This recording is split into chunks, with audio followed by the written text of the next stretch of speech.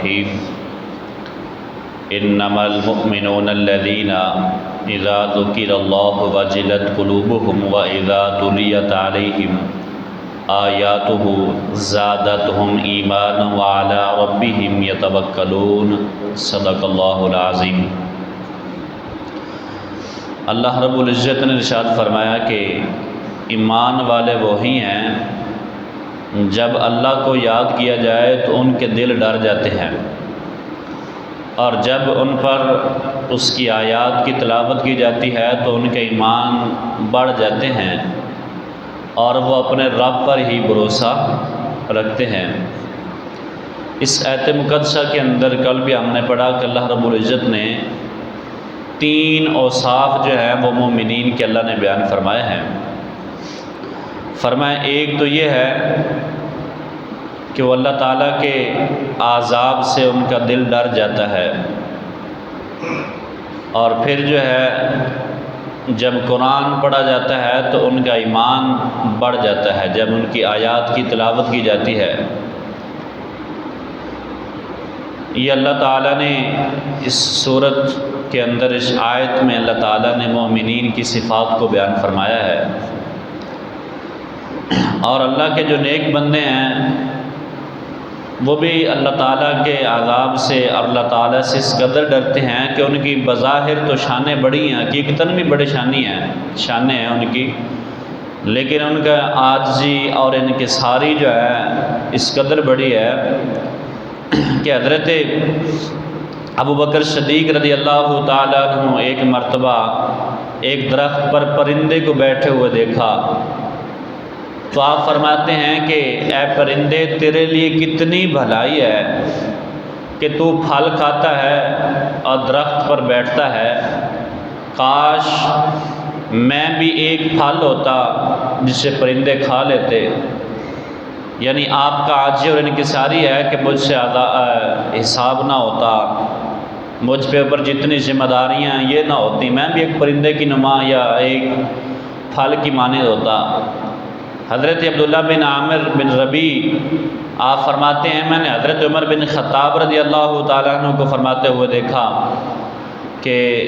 آپ ایک زمین سے ایک تنکا اٹھا کرنا کہتے ہیں کاش کہ میں ایک تنکا ہوتا، کاش میں کچھ بھی نہ ہوتا، کاش میں نہ ہوتا، کاش میں جو ہے ایک بھولا بھوسا توڑی نما ہوتا تاکہ مجھ سے جو ہے وہ حساب نہ لیا جاتا۔ حضرت عمر بن خطاب رضی اللہ تعالیٰ عنہ فرماتے ہیں اگر اللہ تعالیٰ ساری کائنات میں یہ اعلان فرما دے کہ ساری کائنات جنت میں چلی جائے، ایک شخص جنت میں نہ جائے، تو حضرت عمر فرماتے ہیں کہ وہ ساری کائنات جنت میں چلی جائے گی، جس کو منع کیا جائے گا وہ میں عمر ہوں گا۔ اس قدر ان کی عاجزی ہے اور انکساری ہے۔ آپ فرماتے ہیں کہ ساری کائنات کو حکم ہونا کہ جنت میں چلی جائے تو ایک شخص کو منع کیا جائے کہ آپ نہیں جا سکتے، تو کہتے ہیں مجھے لگتا ہے کہ وہ شخص کہیں میں ہی نہ ہو۔ اس قدر جو ہے وہ عاجزی کرنے والے تھے۔ اور حضرت عبداللہ بن مسعود سے روایت ہے کہ حضور نے ارشاد فرمایا جو اللہ کے خوف کی وجہ سے جس کا دل ڈر جائے اور جس کی آنکھوں سے آنسو نکل آئے، کوئی زیادہ بھی نہیں بلکہ مچھر کے پر کے جیسا، اور پھر جو ہے وہ آنکھ سے نکلے اور پھر رخسار کے ساتھ مس ہو جائے، تو حضور فرماتے ہیں کہ اللہ تعالیٰ اس پر دوزخ کو حرام کر دیتا ہے، جنہیں اس بندے کو جو ہے وہ جنتی بنا دیتا ہے۔ اور پھر اللہ تعالیٰ نے دوسرا وصف یہ بیان کیا کہ فرمایا کہ ایمان والے کے اوصاف میں سے ایک وصف یہ بھی ہے جب ان کے سامنے قرآن کی آیت کی تلاوت کی جاتی ہے یا قرآن پڑھا جاتا ہے تو فرمایا کہ ان کے ایمان کی کیفیت یہ ہوتی ہے کہ ان کا ایمان مزید بڑھ جاتا ہے۔ تیسرا یہ فرمایا کہ وہ بھروسہ جو ہے وہ اللہ کی ذات پہ رکھتے ہیں، یہ ایمان والوں کی جو ہے وہ نشانی ہے۔ کل بھی عرض کیا تھا کہ امام فخر الدین رازی رحمۃ اللہ فرماتے ہیں کہ توکل کا معنی یہ نہیں ہے کہ انسان کوشش ہی چھوڑ دے، انسان محنت ہی نہ کرے، گھر بیٹھ جائے اور یہ کرے کہ میرا رب پہ میرا یقین ہے، میرا رب پہ میرا توکل ہے، وہ سب کچھ کرے گا۔ فرمایا یہ توکل کا نام نہیں ہے، یہ تو بعض ایک جو ہے ایک جہالت ہے۔ فرمایا کہ ظاہری اسباب کو اختیار کرے مگر اس کے بعد توکل رب کی ذات پہ چھوڑ دے۔ یہ نہ کہے کہ میں نے اس کو بنایا ہے، اس کے اوپر میری سواری اچھی ہے، اب مجھے کچھ ہونے والا نہیں ہے۔ جیسے ایک ٹائٹن کے نام پہ جناب ایک جہاز نما ایک سواری تھی، وہ کئی سو سال پہلے جو ہے وہ سمندر میں ڈوب چکا تھا۔ انگریزوں نے اس کے اوپر ریسرچ کرنے کے بعد اسی کے عین نقشے کے مطابق اس کو دوبارہ بنایا، اور جس نے بنایا تھا اور جن سائنسدانوں نے بنایا تھا، اور پھر اس پر کتنا پتہ نہیں اربوں خربوں کے حساب سے خرچہ آیا، تو انہوں نے جب اس کو تیار کر لیا تو انہوں نے یہ دعویٰ کیا تھا کہ اب ہم نے اس کو اس حالت پہ بنا دیا ہے کہ اتنا یہ کامیاب ہمارا پروجیکٹ تیار ہوا ہے، پہلے تو ڈوب چکا تھا، اب اس کو خدا بھی نہیں ڈبو سکتا، اتنا انہوں نے دعویٰ کیا۔ لیکن رب تو رب ہے نا، وہ پہلی مرتبہ ہی جب سمندر کی گہرائیوں میں گیا تو دوبارہ واپس نہیں آیا۔ فرمایا رب رب ہے، ظاہری اسباب کو اختیار ضرور کرے کہ میری بائک اچھی ہے، گاڑی اچھی ہے، لیکن بات یہ ہے کہ پھر آگے توکل میرے رب کی بارگاہ میں چھوڑ دیا جائے۔ اللہ تو اپنے بندوں سے اتنی محبت فرماتا ہے کہ مفتی احمد یار کا نعیمی گجراتی رحمۃ اللہ علیہ آپ مشکات المصابیح میں آپ شرح کرتے ہوئے کہتے ہیں، آپ فرماتے ہیں کہ جب بچہ پیدا ہوتا ہے تو اس وقت اللہ تعالیٰ 60 فرشتوں کی ذمہ داری لگاتا ہے، اللہ حکم فرماتا ہے کہ اس بچے کی تم نے حفاظت کرنی ہے، اور جب بچہ بالغ ہو جاتا ہے تو اللہ تعالیٰ مزید 6 فرشتوں کی ڈیوٹی اور لگا دیتا ہے، ٹوٹل 66 فرشتے ہو جاتے ہیں جو اس بندے کی حفاظت کرتے ہیں۔ بعض دفعہ ہم سفر میں جا رہے ہوتے ہیں تو یوں لگتا ہے کہ جیسے اب جان گئی، لیکن پھر جو ہے ہم بچ جاتے ہیں، تو یہ حقیقتاً میں ہمارے ایمان کی، ہمارے جان کی، ہمارے مال کی، ہمارے جسم کی حفاظت اللہ تعالیٰ کے فرشتے جو ہے وہ کر رہے ہوتے ہیں۔ تو فرمایا کہ توکل اللہ کی ذات پہ جو ہے وہ کرتے ہیں۔ ایک شخص نے عرض کیا یا رسول اللہ، میں اپنے اونٹ کو باندھ کر توکل کروں یا اسے چھوڑ کر توکل کروں؟ تو حضور نے فرمایا پہلے اپنے اونٹ کو باندھو، اس کے بعد رب کی بارگاہ میں جو ہے وہ توکل کرو۔ اور توکل کی فضیلت کے بارے میں حضرت عبداللہ بن عباس رضی اللہ تعالیٰ عنہما سے روایت ہے، رسول اللہ صلی اللہ تعالیٰ علیہ وآلہ وسلم نے ارشاد فرمایا، حضور فرماتے ہیں میری امت میں سے 70,000 لوگ بغیر حساب کے جنت میں داخل ہو جائیں گے، اور فرمایا یہ وہ لوگ ہوں گے جو ہے وہ کسی منتر کو ماننے والے نہیں ہوں گے،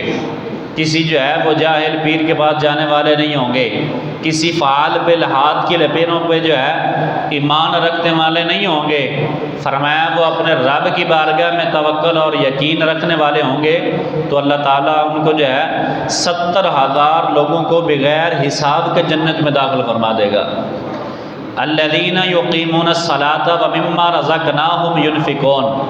فرمایا کہ وہ جو لوگ نماز قائم کرتے ہیں اور ہمارے دیے ہوئے رزق میں سے ہماری راہ میں جو ہے وہ خرچ کرتے ہیں۔ اس سے پہلی آیت میں اللہ تعالیٰ نے کامل مومنین کے 3 اوصاف جو ہیں وہ بیان کیے، ان تینوں کا تعلق انسان کے دل کے ساتھ ہے۔ اللہ سے ڈرنا اور اللہ کی یاد میں جو ہے وہ رونا، اور پھر جو ہے کہ جب قرآن پڑھا جائے تو ایمان بڑھ جائے، اور پھر توکل جو ہے، یہ 3 چیزوں کا تعلق انسان کے دل کے ساتھ ہے۔ اس میں اللہ تعالیٰ نے جو ہے 2 اور کا ذکر جو ہے وہ فرمایا ہے، فرمایا کہ جن کا تعلق ظاہری اسباب کے ساتھ ہے، ظاہری اعضاء کے اعمال سے ہے۔ پہلا وصف یہ ہے کہ اللہ نے فرمایا وہ نماز قائم کرتے ہیں، مراد یہ ہے کہ فرض نمازوں کو پورے ارکان کے ساتھ، پوری شرائط کے ساتھ، پورے فرائض کے ساتھ، وہ اہتمام کے ساتھ جو ہے وہ ادا کرتے ہیں اور ان کے وقت میں ادا کرتے ہیں۔ دوسرا یہ ارشاد فرمایا اور ہمارے دیے ہوئے رزق میں سے ہماری بارگاہ میں جو ہے وہ خرچ کرتے ہیں۔ ان کا مطلب یہ ہے کہ وہ اپنے مال اس جگہ پہ خرچ کرتے ہیں جہاں خرچ کرنے کا اللہ تعالیٰ نے ان کو حکم دیا ہے، جیسے زکوٰۃ ادا کرنا، حج کے لیے پیسہ خرچ کرنا، جہاد کے لیے پیسہ خرچ کرنا اور نیک کاموں میں خرچ کرنا، یہ سب داخل ہیں۔ یہ 2 وصف کامل ایمان والوں کے ہیں جن کا تعلق ظاہری ہمارے اعضاء کے ساتھ ہے، جسم کے ساتھ ہے۔ اولئک هم المؤمنون حقا لهم درجات عند ربهم ومغفرۃ ورزق کریم، اللہ نے فرمایا یہی سچے مسلمان ہیں۔ ان کے لیے ان کے رب کے پاس درجات اور مغفرت اور عزت والا جو ہے وہ رزق ہے۔ اولئک هم المؤمنون حقا، فرمایا یہی جو ہے وہ سچے مسلمان ہیں، انہیں سچے مسلمان کا لقب اللہ نے عطا فرمایا ہے۔ کیا شان ہے ان مومنوں کے جن کو رب نے فرمایا یہ سچے مسلمان ہیں، اور انہیں سچے مسلمان کا لقب عطا فرمایا، اس لیے کہ جہاں ان کے دل خشیت الہی سے یعنی اللہ کے خوف سے، اخلاص اور توکل جیسی صفات الہیہ سے جو ہے وہ متصف ہیں، وہیں ان کے ظاہری اعضابی رکوع، سجود اور راہ خدا میں مال خرچ کرنے میں مصروف ہیں۔ اللہ تعالیٰ نے مومنین کے ان اوصاف کو دیکھ کر جو ہے اللہ مومنین پر خوش ہوا اور ان کو لقب عطا فرمایا کہ اولئک هم المؤمنون حقا، فرمایا یہی سچے جو ہے وہ مسلمان ہیں۔ لہم درجات، فرمایا ان کے لیے جو ہے وہ درجے ہیں۔ فرمایا کہ اس سے پہلے جو ہے 5 اوصاف کے حامل مومنین کے لیے 3 جزائیں اللہ نے بیان فرمائی ہیں۔ فرمایا ان کے لیے ان کے رب کے پاس درجات ہیں، یعنی جنت میں ان کے لیے مرتبے ہیں، ان میں سے بعض سے اعلیٰ ہیں، بعض جو ہے وہ جنت فردوس میں ہوں گے، بعض جو ہیں وہ جنت علیین میں ہوں گے۔ فرمایا بعض سے جو ہے وہ افضل ہیں اپنے اعمال کے لحاظ سے، اپنے تقوی کے لحاظ سے۔ اور فرمایا کہ کیونکہ مذکورہ جو پیچھے اوصاف ہیں وہ اپنانے میں مومنین کے احوال مختلف ہیں، اس لیے جنت میں ان کے درجے اور مراتب بھی جو ہیں وہ مختلف ہوں گے۔ اور پھر فرمایا ان کے لیے مغفرت ہے، کن کے لیے؟ جو سچے مسلمان ہیں، فرمایا ان کے لیے مغفرت ہے، یعنی اللہ تعالیٰ نے ان کے گناہ بخش دیے ہیں، اور عزت والا رزق ہے،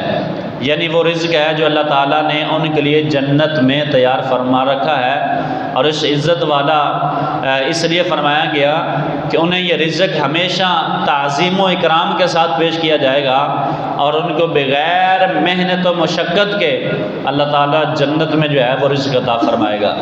سورۃ الرحمن میں ہم نے یہ پڑھا تھا کہ اللہ تعالیٰ نے جو جنت میں پرندے بنائے ہیں نا، وہ اتنے بڑے پرندے ہیں کہ جس طرح ایک بظاہر دنیا میں ایک اونٹ ہوتا ہے نا، جنت میں ایک پرندہ اتنا بڑا ہوگا، اور جس کے دل میں یہ خیال پیدا ہوگا کہ میں یہ چیز کھا لوں، انسان کے دل میں لذت پیدا ہوتی نا، آج میں نے فلاں چیز کھانی ہے، تو وہ پرندے اڑتا ہوا پرندہ اس کے سامنے آ جائے گا، اور اس کے سامنے دسترخوان بچ جائے گا، اور پھر اس کو وہ کھانا شروع کر دے گا، جتنا جنتی نے کھانا ہوگا کھا لے گا۔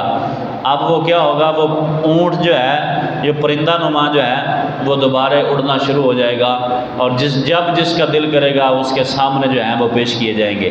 تو یہ اللہ تعالیٰ نے جو ہے مومنین کے لیے رزق تیار کر رکھا ہے جنت میں، کیونکہ اللہ تعالیٰ نے ان کو جو ہے سچے مسلمان کا لقب عطا فرمایا ہے۔ اور یہ ایک دن نہیں، دنیا کا معمول ہے، پہلے دن بڑی عزت کے ساتھ کھانا کھلایا جاتا ہے، دوسرے دن تھوڑا سا کم، تیسرے دن اس سے کم، حتیٰ کہ انسان تنگ آ جاتا ہے۔ لیکن اللہ فرما رہا ہے کہ جنت میں انہیں ہمیشہ جو ہے وہ رزق بڑی عزت کے ساتھ ان کو دیا جائے گا، اور وہ بھی بغیر مشقت کے، محنت نہیں کرنی پڑے گی۔ اگر کسی کا دل کیا تو اس کو یہاں سے اٹھ کے وہاں کولر کے پاس جا کے پانی نہیں پینے کے لیے جائے گا، فرمایا جہاں وہ بیٹھا ہوگا اسی حالت میں اس کے سامنے جو اس کا دل پسند کر رہا ہوگا، تو اللہ تعالیٰ اس کو جو ہے فرشتوں کے ذریعے جو ہے بالخصوص اللہ تعالیٰ نے جو حوریں تیار کر رکھی ہیں، فرمایا ان کے ذریعے جو ہے اللہ تعالیٰ ان کی جو ہے وہ مدد فرمائے گا، اور ان کے سامنے ان کے مطابق جو ہے وہ رزق دیا جائے گا۔ یہ بنی اسرائیل کے لیے اگر آسمان سے من و سلوہ رب اتار سکتا ہے، تو پھر جو جنت میں مسلمان ہیں اللہ ان کو بھی رزق عطا فرما سکتا ہے۔ تو اللہ کی بارگاہ میں دعا ہے اللہ ہم سب کو عمل کی توفیق عطا فرمائے، آمین۔